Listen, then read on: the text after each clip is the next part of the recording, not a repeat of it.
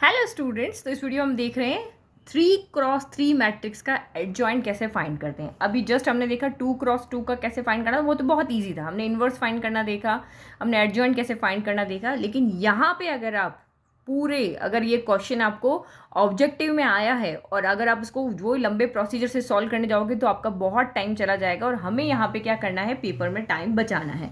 तो हम इसी क्वेश्चन का जो एडजॉइंट है वो शॉर्ट ट्रिक से निकालेंगे, क्योंकि ऑब्जेक्टिव में तो हमें टिक करना होता है ना, पूरा सोल्यूशन तो देना नहीं होता है।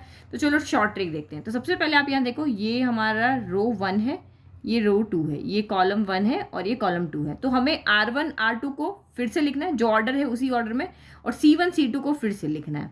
तो R1 क्या है 1 3 3, तो एज इट इज लिख लो 1 3 3। ये क्या है 1 4 3, तो ये 1 4 3। अब आपका C1 ये है, C2 ये है, तो इसको एज इट इज लिख लो। जैसा कॉलम है तो कॉलम की फॉर्म में ही लिखना है। तो 1 1 1 1 1 यही है। फिर आपका है 3 4 3 3 और ये आपका 4 हो गया। ठीक है, अब इसके बाद आपको यहाँ पे क्या करना है कि ऊपर वाली लाइन को छोड़ दो। ऊपर वाली ये हमारी रो 1 को छोड़ दो, कॉलम 1 को छोड़ दो, दोनों 1 1 को आप यहाँ पे क्रॉस कर दो। अब जो यहाँ पे बच रहे हैं उनको हमें प्रोडक्ट करना है, इसको इससे, इसको इससे, फिर इसको इससे, इसको इससे, इसको इससे, इसको इससे। और अगर आप कॉलम वाइज यहाँ पे चल रहे हो तो रो वाइज है, क्योंकि हम यहाँ पे क्या करते हैं, ट्रांसपोज करते हैं ना मैट्रिक्स का। तो इसीलिए हमें यहाँ पे मल्टीप्लाई करने के बाद में यहाँ पे क्या करना होता है, इसको ऑर्डर चेंज कर देना है। जो कॉलम वाइज है तो रो को लिखोगे, रो वाइज कर रहे हो तो कॉलम वाइज लिखोगे। तो ये 4 4 जा 16 हो गया और ये 3 3 जा 9 हो गया।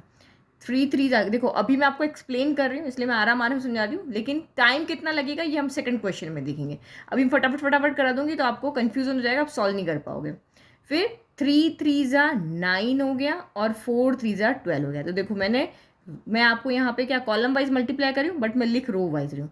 सेम अगेन 3 3 जा 9 हो गया, 4 3 जा आपका 12 हो गया। ठीक है, अब यहाँ से करो इसको इसको, 3 1 जा 3 माइनस 4, 4 1 जा 4 माइनस 3, 4 माइनस 3, 3 1 जा 3, 3 1 जा 3, तो 3 माइनस 3 हो गया। देन अगेन यहाँ से इनको करो, 3 1 जा 3, 4 1 जा 4, अगेन 3 1 जा 3, 3 1 जा 3, 3 माइनस 3, 4 1 जा 4, 3 1 जा 3 हो गया। तो एडजॉइंट ऑफ ए इसको सॉल्व करके ही हमारा यहाँ पर आ जाएगा। 16 माइनस 9 कितना हो गया 7, 9 minus 12 minus 3, 9 minus 12 minus 3, 3 minus 4 minus 1, 4 minus 3 1, 3 minus 3 0, 3 minus 4 minus 1, 3 minus 3 0 और 4 माइनस 3 1। तो आ गया इजीली हमारा एडजॉइंट है। अब आपको समझ में आ गया कि दोनों रो को रिपीट में लिख देना है, दोनों कॉलम को रिपीट में लिख देना है। पहली रो पहले कॉलम को छोड़ देना, मल्टीप्लाई करते जाना है, लेकिन कॉलम वाइज मल्टीप्लाई कर रहे हो तो रो वाइज लिखना है। ठीक है, तो ये हमने कर लिया, सॉल्व किया, एडजॉइंट ऑफ ए आ गया। अदरवाइज आपको जो लंबा प्रोसीजर वाला मेथड है वो आपको आता ही है, कितना टिपिकल लंबा मेथड है। तो आप सॉल्व भी चाहे आपके सब्जेक्टिव क्वेश्चन है आप उसको सॉल्व कर रहे हो, बट आप इस बात से चेक कर सकते हो कि क्या मेरी जो यहाँ पे एडजॉइंट ए हमने निकाला है वो सही आया है नहीं आया। अब देखो हम क्वेश्चन सेकंड करेंगे और देखेंगे कि कितने सेकंड्स हमको सॉल्व करने में लग रहे हैं। ओके, तो 323 पे वीडियो स्टार्ट हुआ। ये मेरा क्वेश्चन है, मैंने R1 R2 को लिख दिया, C1 C2 को लिख दिया। अब आपको यहाँ पे पता है ये क्या करना है, फर्स्ट रो फर्स्ट कॉलम को छोड़ देना है सीधा। अब हम यहाँ पे एडजॉइंट ऑफ ए लिखेंगे।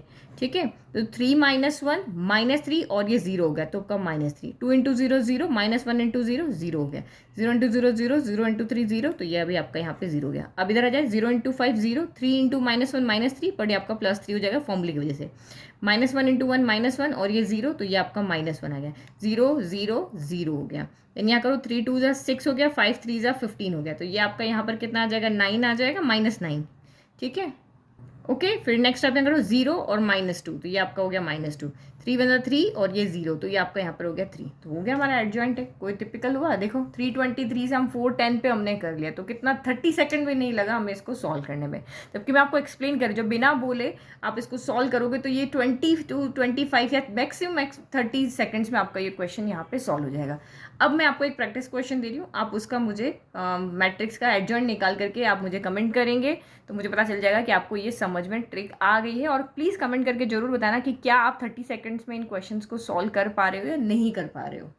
ओके तो फटाफट से इस क्वेश्चन का आंसर मुझे कमेंट करके बता दो कि आपका क्या आंसर आ रहा है। अब इसके बाद नेक्स्ट वीडियो में हम देखेंगे एडजॉइंट ए हमने निकालना देख लिया, अब हम देखेंगे कि ए इन्वर्स कैसे निकालते हैं, क्योंकि किसी भी मैट्रिक्स का इन्वर्स निकालने के लिए सबसे पहले एडजॉइंट ए चाहिए, उसमें हम जब उसके डिटर्मिनेंट को डिवाइड करते हैं तो हमें ए इन्वर्स मिल जाता है, यही हमारा फॉर्मूला होता है। तो नेक्स्ट वीडियो में देखते हैं।